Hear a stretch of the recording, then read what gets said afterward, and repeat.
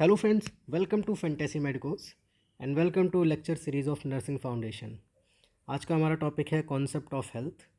Concept of health का मतलब इससे प्रीवियस लेक्चर में हमने हेल्थ के बारे में देखा था और हेल्थ की बहुत सारी डेफिनेशंस देखी थी। कॉन्सेप्ट ऑफ हेल्थ का मतलब ये होता है कि हेल्थ आखिर जो हमारा स्वास्थ्य है ये किन किन चीज़ों पर डिपेंड करता है। जो हमारी हेल्थ है वो किन किन फैक्टर्स पर डिपेंड करती है और किन किन फैक्टर्स से इन्फ्लुएंस हो सकती है, हम इसके बारे में इसमें समझेंगे थोड़ा सा। तो सबसे पहली चीज़ कि हेल्थ क्या होती है, तो फिर से हम देखते हैं health is the state of complete physical mental and social wellbeing. है ना, कि स्वास्थ्य का मतलब केवल ऐसा ये नहीं है कि केवल बीमारी का ना होना। स्वास्थ्य एक बहुत बड़ा बदलता हुआ विचार है। केवल ये नहीं है कि आप बीमार नहीं हो तो आप हेल्दी हो, ऐसी बात नहीं है। आप और भी कई फैक्टर्स हैं जिनसे आपके हेल्थ इन्फ्लुएंस होती है। तो उन्हें हम एक एक करके देखते हैं। जैसे सबसे पहला होता है वो हॉलिस्टिक वेलबींग। हॉलिस्टिक वेलबींग का मतलब ये होता है कि हम लोग हमेशा हेल्थ की परिभाषा पढ़ते हैं कि health is a state of complete physical, mental, social and emotional wellbeing and also spiritual wellbeing. WHO ने तो the health is state of complete physical mental and social wellbeing. लेकिन थोड़ा सा और जब हम आगे बढ़ते हैं तो हेल्थ के बारे में हम पढ़ते हैं कि स्वास्थ्य हमारा फिजिकल, मेंटल, इमोशनल, सोशल और स्पिरिचुअल वेलबींग है। फिजिकल आपको पता है ना, शारीरिक। मेंटल मतलब आपका मानसिक। इमोशनल मतलब आपके इमोशंस के साथ कोई डिस्ट्रक्शन तो नहीं हो रहा है, कहते हैं ना ईगो हर्ट हो गया है या मेरे इमोशंस के साथ खेल रहा है, तो वो भी एक प्रकार का हेल्थ का फैक्टर है। सोशल मतलब आप सोशली कितना एक्टिव है या सोशली आपको कैसे एक्सेप्ट किया जा रहा है। और स्पिरिचुअल यानी आप आत्मा से अपने अंदर से कितने अच्छे, कितने हेल्दी हैं। है ना, जैसे अगर किसी चोर ने चोरी करी है तो क्या उसको वो अपनी आत्मा से हेल्दी रहेगा, या किसी ने कोई गलती कर दी है, किसी को मारा पीटा है, तो वो अपनी आत्मा से खुश नहीं रहेगा, उसको कहीं ना कहीं गिल्ट महसूस होगा। या फिर कुछ भी ऐसे पेशेंट्स भी, ऐसे भी लोग होते हैं जो कितना बड़ा भी क्राइम करते हैं वो कहते हैं मैंने कोई क्राइम नहीं किया है, ये क्राइम नहीं है, ये मेरा मन किया तो मैंने कर दिया। तो वो एक तरह से वेल बींग नहीं है। हमें यहाँ पर समझना है कि हॉलिस्टिक वेलबींग क्या होता है। हॉलिस्टिक वेलबींग एक ऐसा फैक्टर है कि आदमी फिजिकली, मेंटली, इमोशनली, सोशली और स्पिरिचुअली, आदमी फिजिकली, मेंटली, सोशली, इमोशनली और स्पिरिचुअली वेल रहे, तो इसको हम बोलेंगे कि ये अब इसका कंप्लीट, इसका एक हेल्थ है। पूरा शारीरिक रूप से, मानसिक रूप से, हर तरह से ही अब वेल है। अगर इसमें से किसी भी फैक्टर में वो इन्फ्लुएंस कर गया कि किसी भी फैक्टर में वो खरा नहीं उतरा तो हम उसको हेल्दी नहीं कहेंगे। ठीक है, तो सबसे पहला जो होलिस्टिक वेलबींग था ये हमें समझना है। नेक्स्ट कॉन्सेप्ट हमारा आता है डायनेमिक नेचर। हेल्थ कोई भी एक रुकी हुई चीज़ नहीं है कि हम बोले कि हाँ हमने चार आदमी खड़े कर दिए, उनके सामने से उनको देख लिया, उनसे कुछ दो चार सवाल कर लिए और पूछा और बोला कि हाँ तुम हेल्दी हो, तुम नहीं हो। बिल्कुल नहीं। हेल्थ कभी भी एक डायनेमिक स्टेज नहीं होती है कि आज हमने आपको हेल्दी डिक्लेयर कर दिया और आप जीवन भर अब हेल्दी रहोगे। ऐसा कभी नहीं होता। हेल्थ हमेशा एक चेंजिंग नेचर का होता है। कंटिन्यूसली टाइम के साथ साथ हेल्थ चेंज होती है। तो एक अगर हम ये मार्जिन खींच दें, हमने एक मार्जिन खींची, तो इस मार्जिन के हिसाब से अब हम ये कंसीडर करेंगे कि अगर कोई इस मार्जिन के ऊपर गया या नीचे गया तो वो अनहेल्दी है, और इस मार्जिन के ऊपर ही उसकी हेल्थ का स्टेटस पूरा रहा तो वो हेल्दी है। ठीक है, यही यहाँ पर क्या कहा कि health is not a static state. Health कभी भी रुकी हुई चीज़ नहीं है ना, ये लगातार बदलती रहती है, कंटिन्यूसली ये चेंज होती है। आज आप हेल्दी हो सकता है कल आपको सर्दी खांसी जुकाम हो जाए, आप बीमार पड़ जाओ। हो सकता है कल आप बेड रेस्ट पे आ जाओ, पेट दर्द होने लग जाए। हो सकता है कल आपका एक्सीडेंट हो जाए, आप फिर से फिजिकली अनफिट हो जाओ। तो हेल्थ कभी भी कोई स्टैटिक चीज़ नहीं होती है। हेल्थ का नेचर डायनेमिक होता है, लगातार बदलने वाला होता है। इंडिविजुअल एंड पॉपुलेशन हेल्थ की अगर हम बात करें तो हेल्थ जो होती है वो हर इंडिविजुअल की अलग हेल्थ होती है और एक पॉपुलेशन की हेल्थ अलग होती है। जैसे कि मान लो मैं आपके घर की बात करूं कि आपके घर में आपके पांचों, अब चारों पांचों जितने भी मेंबर्स हैं सब लोग फिट हैं। आपके घर के जितने भी मेंबर्स हैं या आप स्पेशली हो, ये सब लोग फिट हैं। तो इसका मतलब ये हो गया इंडिविजुअल, हमने बात करी इंडिविजुअल हेल्थ की। अब हम अगर पॉपुलेशन हेल्थ की बात करें तो मान लो हमने दो स्कूल्स को कंपेयर किया कि इस स्कूल में और इस स्कूल में, दोनों स्कूल में हज़ार हज़ार बच्चे हैं, और हमने कह दिया इन हज़ार बच्चों में से 800 तो एकदम हेल्दी हैं और इधर के हज़ार बच्चों में से केवल 600 ही हमें हेल्दी मिले। बाकी 200 यहाँ पर बीमार थे, 400 यहाँ पर बीमार है।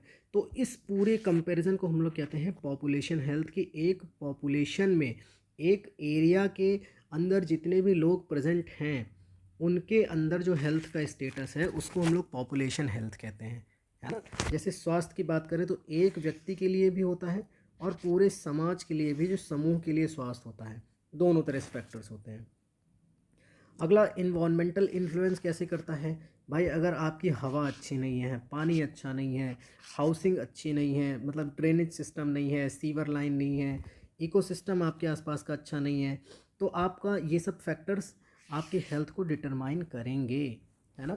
जैसे कि क्या माना जाता है, माना ये जाता है कि कोई अगर पर्सन है जो नॉर्मल फैक्ट्रीज़ में काम कर रहा है, नॉर्मल फैक्ट्रीज में, है ना, तो हो सकता है इसके अंदर लंग इन्फेक्शन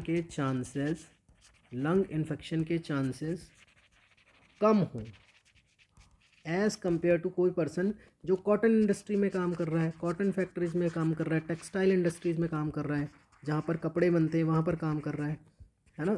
तो ये हम लोग कहते हैं इन्वायरमेंटल इन्फ्लुएंस। जैसे अगर हम आज आप लोग सुनते हैं कि दिल्ली में जो पोल्यूशन इंडेक्स है वो हमारा 400 क्रॉस कर गया है, वहाँ की हवा दूषित हो गई है। इसी जगह पर हम किसी और कंट्री की बात करें तो वहाँ पर पॉल्यूशन इंडेक्स हमारा जो है वो भी 15 पर है, 7 पे है, 16 पर है। तो हम यहाँ पर कंपेयर करते हैं कि इन्वायरमेंट कैसे इन्फ्लुएंस कर रहा है। जहाँ का पॉल्यूशन इंडेक्स 400 पार हो गया है, वहाँ के लोगों का लाइफ स्पैन 10 ईयर्स तक कम हो रहा है, 5 to 10 ईयर्स माना जाता है कि कम हो गया है, जबकि इधर का लाइफ स्पैन बढ़ गया है। तो हेल्थ कहाँ की अच्छी हुई, जहाँ का पॉल्यूशन इंडेक्स ज़्यादा डाउन है, एकदम कम है, ठीक है। तो इसी तरह और भी मल्टीपल फैक्टर्स होते हैं। एक एरिया है जहाँ पर अच्छा पानी का स्रोत है, पानी वानी साफ़ आ रहा है, एक एरिया जहाँ पर लोग तालाब से पानी निकाल निकाल के पी रहे हैं। तो कहाँ के लोग जल्दी बीमार पड़ेंगे भाई, जहाँ के लोग स्टैटिक वाटर यानी तालाब का पानी निकाल के पी रहे हैं। तालाब का पानी गंदा होने के चांसेस बहुत ज़्यादा होते हैं। मल्टीपल सोर्सेज हैं, लोग उसमें कपड़े भी धो रहे हैं, लोग उसको पी भी रहे हैं, लोग उसमें नहा भी रहे हैं, ठीक है। तो ये होते हैं environmental influence. Cultural and social context. Cultural और सोशल कॉन्टेक्स्ट मतलब होता है कि जो भी किसी पर्सन के रीति रिवाज हैं, किसी एक पर्टिकुलर जगह पर जो रीति रिवाज हैं, मान्यताएं हैं, ये भी दर्शाती हैं कि आपका स्वास्थ्य कैसा है। जैसे मैंने यहाँ पर एक डायग्राम दिया है, तो आपको पता होगा कि एक वो होती है, क्या नाम है उसका,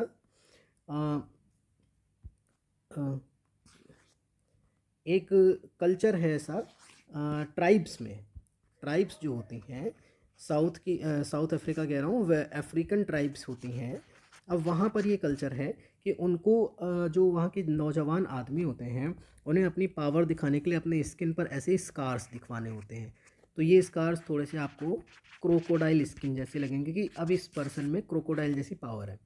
अब ये वहाँ का कल्चर है, ये वहाँ का कल्चर है। लेकिन नॉर्मली अगर आपको या मुझे या किसी हमारे जनरेशन में किसी को एक भी ऐसे 2-3 स्कार हो जाए तो हम बोलेंगे कि ये अनहेल्दी है, क्योंकि ये फिज़िकली फिट नहीं है, इसके फिज़िकल हेल्थ में कुछ चेंजेस आ गए हैं। तो आपको समझ आ रहा है कि कल्चर के हिसाब से, आपके नेचर के हिसाब से, आपके रीति रिवाज के हिसाब से, आपकी मान्यताओं के हिसाब से हेल्थ भी चेंज होता है।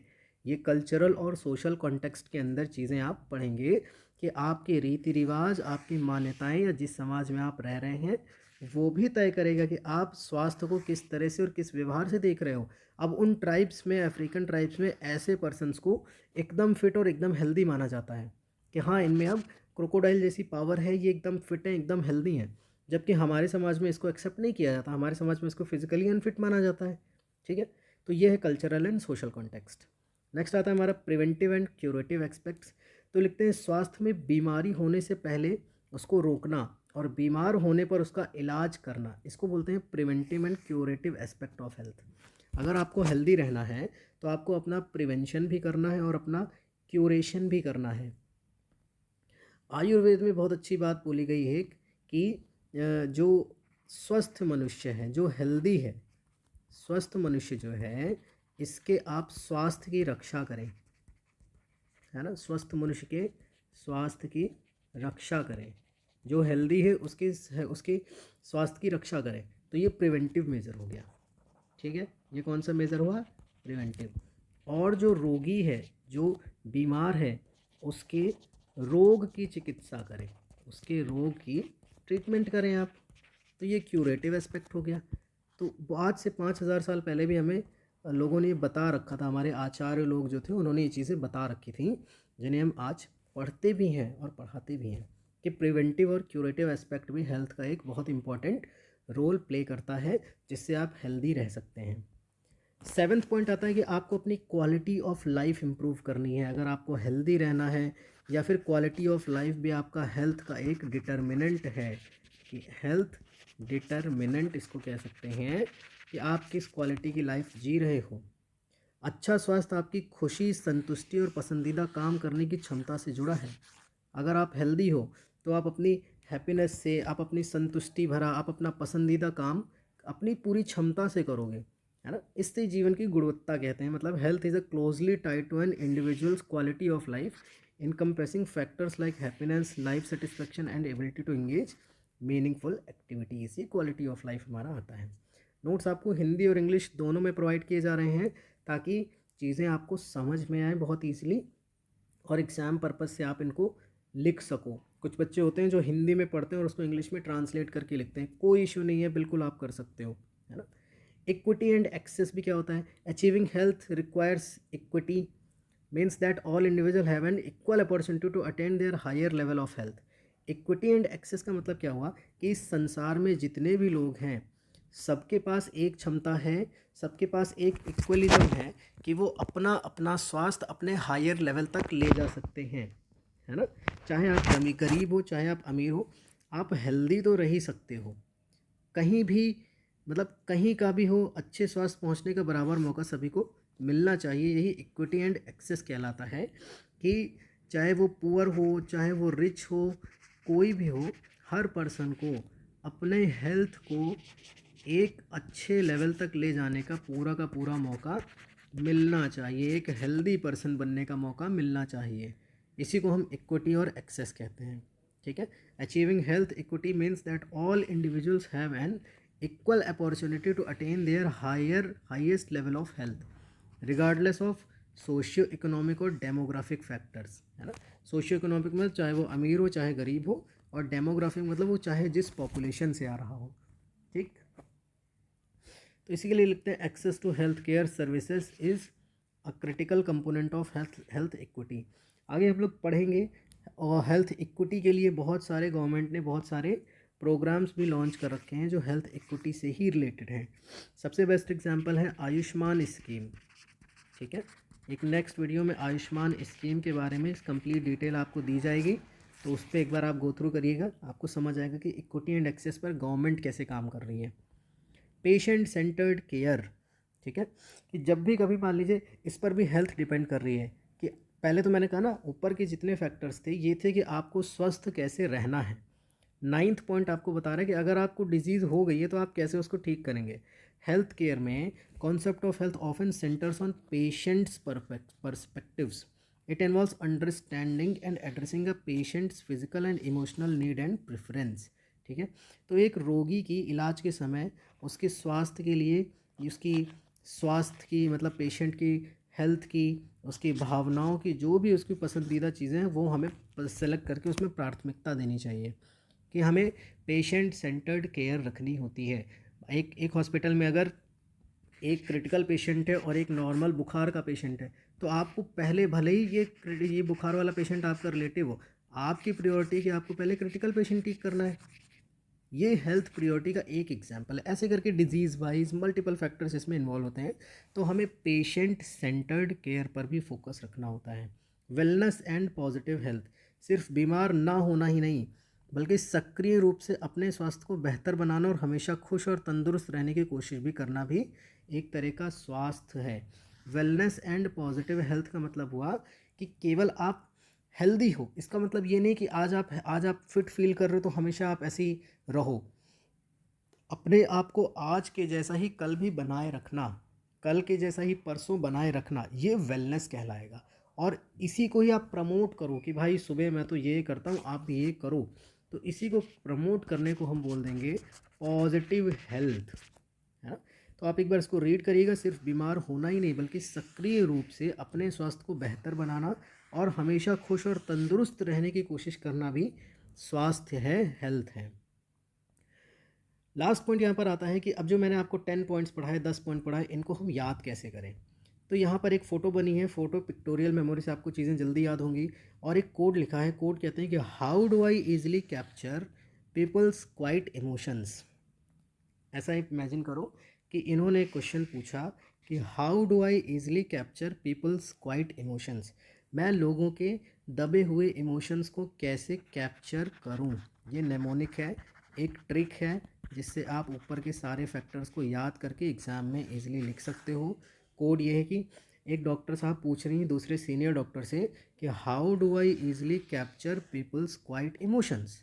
तो डॉक्टर साहब बोल रहे कुछ नहीं, बस प्रैक्टिस वेल, और अच्छे से प्रैक्टिस करिए। समझ आया? How do I easily capture people's quiet emotion. How से हो गया होलिस्टिक वेलबींग, जो हमने सबसे पहला पॉइंट पढ़ा था। डी से हो गया डायनेमिक नेचर। आई से individual and population health. E से ईजिली से इन्वायरमेंटल इन्फ्लुएंस। सी यानी कैप्चर से cultural and social context. P यानी प्रिवेंटिव से पीपल से preventive and curative aspects. Quite से क्वालिटी ऑफ लाइफ हो गया, है ना। उसके बाद इमोशन से इक्विटी एंड एक्सेस हो गया। प्रैक्टिस से पेशेंट सेंटर्ड केयर, और डवेल से वेलनेस एंड पॉजिटिव हेल्थ। तो एक छोटा सा कोड आप याद कर लो कि how do I easily capture people's quiet emotions. Answer आएगा प्रैक्टिस वेल, और इसके थ्रू आप इजीली पूरे के पूरे कॉन्सेप्ट ऑफ हेल्थ के जो भी 10 पॉइंट्स हैं इनको आप रिमेंबर याद कर सकते हो और एग्ज़ाम में बहुत ईजिली लिख सकते हो। So that's all about the concept of health. Next lecture में हम लोग फैक्टर्स अफेक्टिंग द हेल्थ पढ़ेंगे। Thank you so much.